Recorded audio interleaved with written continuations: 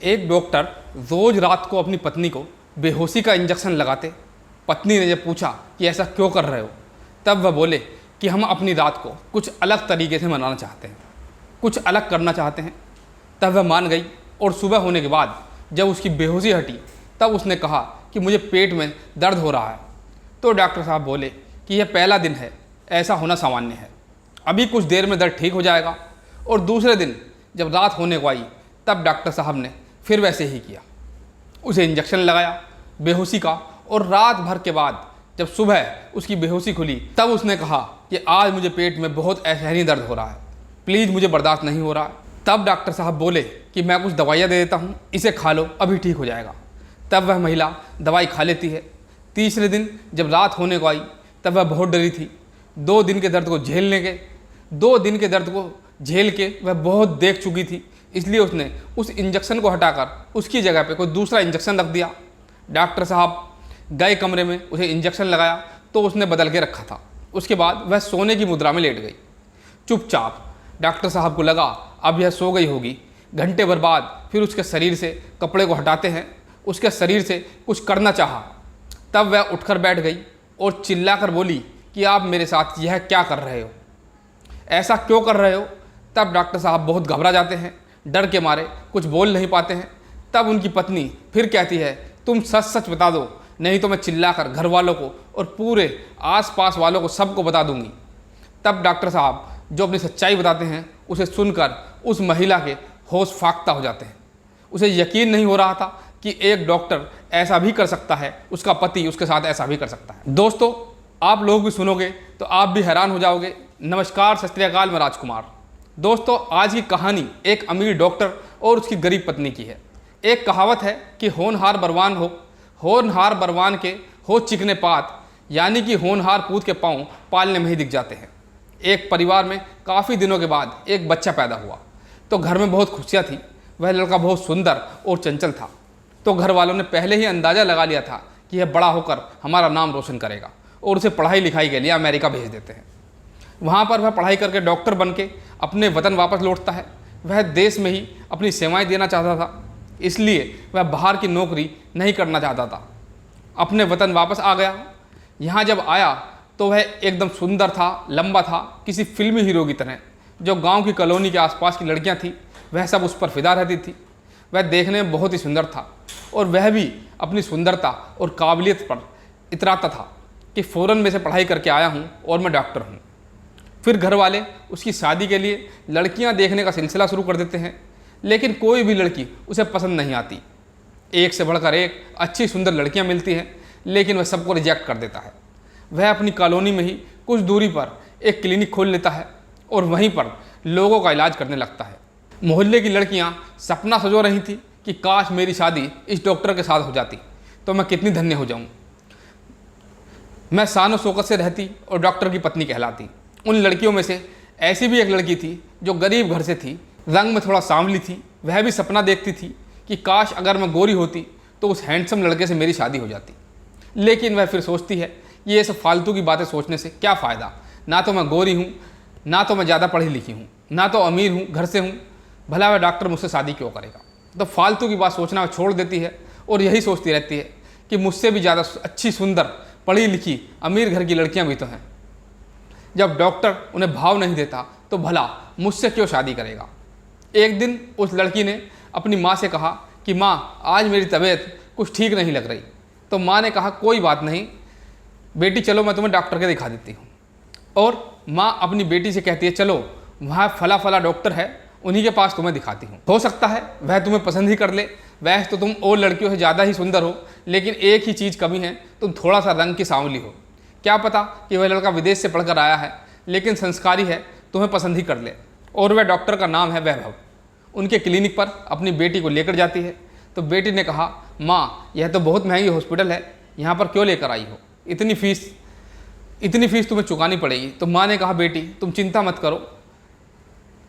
करो फीस की, चलो यहाँ तुम अपना ट्रीटमेंट कराओ, हो सकता है डॉक्टर तुम्हें पसंद ही कर ले। और वह डॉक्टर के पास गई तो डॉक्टर साहब से उन्होंने बताया कि मैं आपके पापा के दोस्त की पत्नी हूँ और यह मेरी बेटी नीतू, इसकी तबीयत आज ठीक नहीं है, इसे देखिए क्या हो गया है। तो डॉक्टर साहब ने नीतू को देखा, उससे पूछा जो समस्या थी, उसने बताया फिर उसको बीपी चेक करने लगे और नाड़ियाँ देखने लगे। नीतू सोचने लगी कि बाहर मैं ब्लड का अपना प्रेशर चेक करवा चुकी हूँ और वज़न भी चेक करवा चुकी हूँ और दोनों पर्चे पर लिखा है, फिर भी डॉक्टर यहाँ पर अंदर क्यों यह सब चेक कर रहा है। उसे थोड़ी हैरानी भी होती है। फिर डॉक्टर नीतू की तरफ देखने लगे और नीतू भी अपनी नज़र ऊपर करके देखती है तो वह डॉक्टर साहब की नज़रों में खो जाती है। चेकअप करने के बाद डॉक्टर वैभव ने कहा कि चिंता करने की कोई बात नहीं है, बस थोड़ा बीपी लो है, मैं उसकी दवाइयाँ दे देता हूँ, तुम जल्दी से ठीक हो जाओगी। फिर नीतू अपनी माँ के साथ वापस घर पर आ गई, लेकिन रात भर वह सो नहीं सकी। उस डॉक्टर के बारे में सोच रही थी कि आखिर उसमें कुछ तो बात है जो मैं समझ नहीं पा रही। फिर क्या अगले 4-5 दिन बाद वह हुआ जिसके बारे में सुनकर नीतू को यकीन नहीं हो रहा था। उस डॉक्टर ने नीतू के पापा के पास फ़ोन किया और कहा कि अंकल, मुझे आपकी बेटी पसंद है, मैं उससे शादी करना चाहता हूँ। यह बात सुनकर नीतू को जरा भी विश्वास नहीं हो रहा था कि डॉक्टर ने उसे कैसे पसंद कर लिया।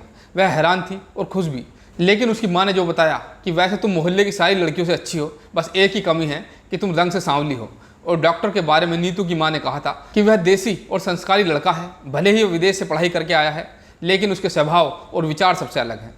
फिर कुछ दिनों में ही नीतू की शादी तय हो गई और नीतू की शादी की बात जैसे तय हुई, यह बात पूरे मोहल्ले में आग की तरह फैल गई, क्योंकि मोहल्ले की इतनी सुंदर सुंदर अच्छी लड़कियां थीं जिनको डॉक्टर ने रिजेक्ट कर दिया था। लेकिन एक सांवली और साधारण लड़की नीतू को कैसे पसंद कर लिया, यह चारों तरफ चर्चा होने लगी। लेकिन नीतू के घर वाले बहुत खुश थे।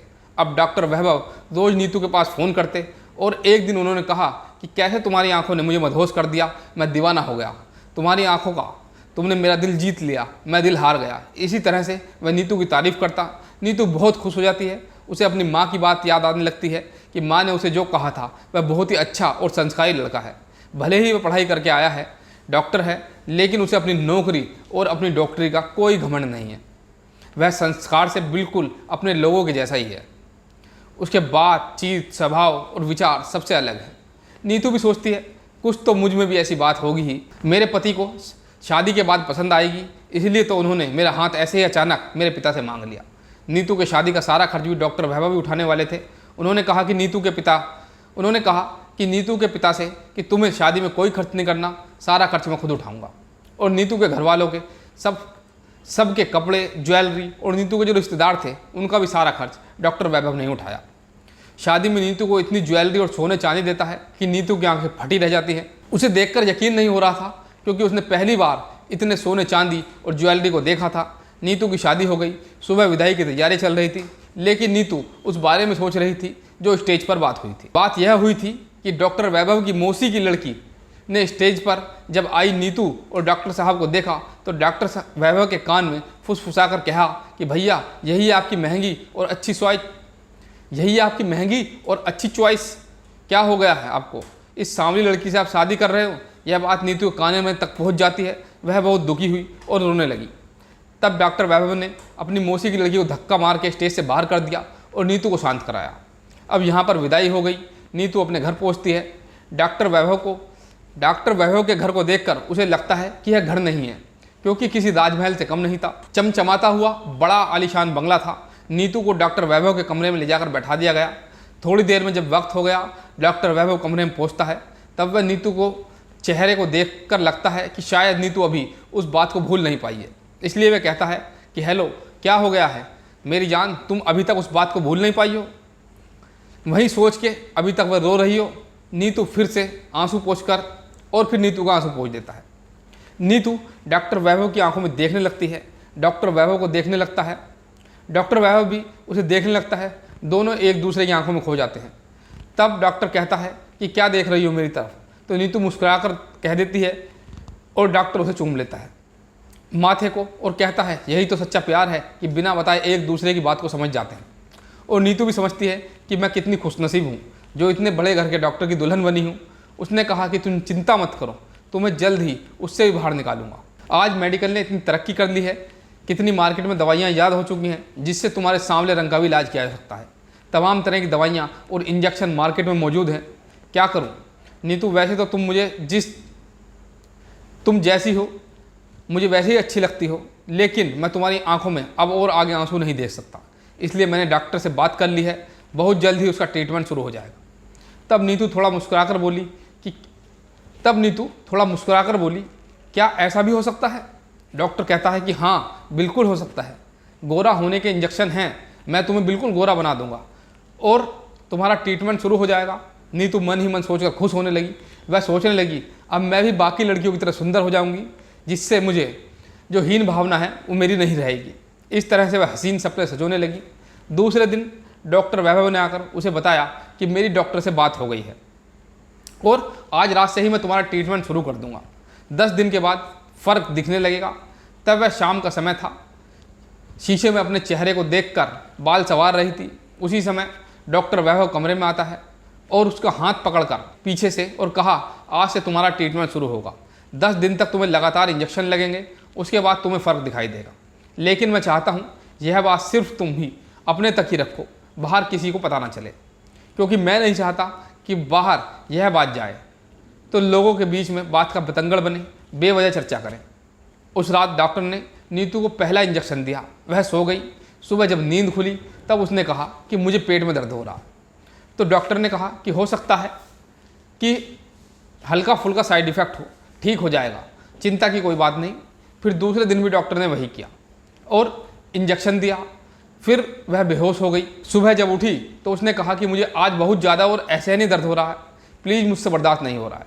तो डॉक्टर ने उसे कुछ दवाइयाँ दी, वह ठीक हो गई। फिर जब शाम का समय आया तब उसने सोचा 10 दिन इन्होंने कहा है, अगर एक दिन इंजेक्शन ना भी लगे तो कौन सा ज़्यादा फ़र्क पड़ने वाला है। लेकिन फिर वह सोचती है कि डॉक्टर नहीं मानेंगे, इसलिए वह इंजेक्शन जो डॉक्टर था वह निकाल कर उसकी जगह दूसरी ताकत का इंजेक्शन रख देती है। डॉक्टर गए, उसे इंजेक्शन लगा दिया। वह बेड पर सोने की अवस्था में थी और चुपचाप लेट गई। डॉक्टर को लगा कि वह अब सो गई है। फिर घंटे भर बाद उसके शरीर से सारे कपड़े हटाए। उसके शरीर के साथ जो किया उसे जानकर तो रोंगटे खड़े हो गए। कोई दुश्मन भी ऐसा किसी के साथ नहीं करेगा।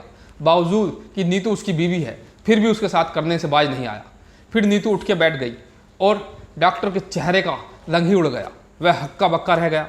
नीतू भी चिल्लाकर बोली कि ऐसा तुम मेरे साथ क्या कर रहे हो, क्या कर रहे थे, बताओ मुझे। डॉक्टर ने पहले तो झुठलाने की कोशिश की, वह बहाने बनाने लगा। लेकिन नीतू जब चिल्लाकर बोली सच बताओ, नहीं तो मैं घर वाले और मोहल्ले वालों को सबको चिल्लाकर बता दूंगी, तब वह सोचने लगी कि आखिर डॉक्टर ने मेरे साथ शादी की क्यों। मुझ जैसी भोली भाली और साधारण लड़की को चुना ताकि वह अपनी मनमर्जी चला सके और फ़ोन करके अपने मायके भी बता देती है।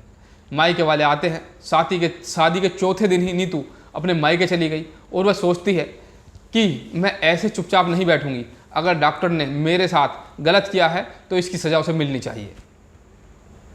वह जाकर अपने एक सहेली से मिलती है। उस सहेली का पति वकील था। उसने सारी बात बताती है और सोचती है कि डॉक्टर को अगर मैंने ऐसे ही छोड़ दिया तो वह किसी और के साथ भी ऐसा कर सकता है।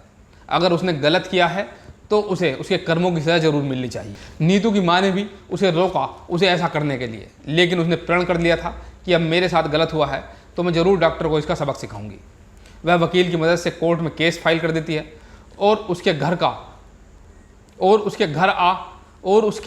घर आ जाने से मोहल्ले वाले आसपास के लोग उसके चरित्र पर ही उंगली उठाने लगते हैं कि यह गलत है। तभी यहाँ शादी के चौथे दिन ही वापस आ गई। केस की तारीख आई। कोर्ट में भीड़ जमा थी और कोर्ट में नीतू ने जो हकीकत बताई, दरअसल डॉक्टर वैभव जब विदेश में पढ़ाई कर रहा था उसी समय उसने एक लड़की से शादी कर ली और उस लड़की से डॉक्टर वैभव बेहद प्यार भी करता था। लेकिन समस्या यह थी कि उसकी पत्नी अपनी कोख से बच्चे को जन्म नहीं देना चाहती थी, क्योंकि उसका शरीर खराब हो जाता, उसके शरीर पर फर्क पड़ता। इसलिए उसने नीतू जैसी साधारण सांवली लड़की से शादी की ताकि अपना एक बच्चा हो। और जब बच्चा हो जाए नीतू के पेट से, तब पैदा होने के बाद उसे लेकर वह अपनी पत्नी के पास वापस चला जाता और नीतू को तलाक दे देता। अपने देश में सैरोगेसी से बच्चे पैदा करना अवैध है, इसलिए वह झूठ बोलकर नीतू को गोरा होने का इंजेक्शन देता रहा। बिना नीतू की रजामंदी के उसके गर्भ में अपना बच्चा कैसे रख सकता था, इसलिए वह झूठ बोलकर उसे गोरा होने का इंजेक्शन देता और इंजेक्शन देकर उसे बेहोश कर देता। उसके बाद चेकअप करता। जिस रात नीतू ने इंजेक्शन को हटा दिया था उस रात IVF के द्वारा नीतू के घर में बच्चा इम्प्लांट करने वाला था। उसकी पत्नी को अपने कोख से बच्चे नहीं चाहिए थे, वह अपने शरीर खराब नहीं करना चाहती थी। तो इसका मतलब यह तो नहीं था कि वह दोनों अपने बच्चों के लिए नीतू की ज़िंदगी बर्बाद करें, उसके शरीर के साथ खेलें। इसलिए नीतू ने अपने वकील के द्वारा ठोस सबूत पेश किए। कोर्ट में, जिससे डॉक्टर को योग्य सजा हुई। अब जो लोग नीतू के चरित्र पर उंगली उठा रहे थे वही लोग सच्चाई जान गए, तो नीतू की वाही वाही करने लगे और डॉक्टर वैभव के घर वालों को उसको भी भला बुरा कहने लगे। फिर दोनों का तलाक हो गया। नीतू भले ही आज अकेली है, लेकिन किस्मत उसके साथ थी। तो दोस्तों, आज की कहानी में बस इतना ही। अगर यह कहानी आप लोगों को अच्छी लगी हो तो कमेंट सेक्शन में ज़रूर बताना और वीडियो को लाइक करके चैनल को सब्सक्राइब जरूर करना।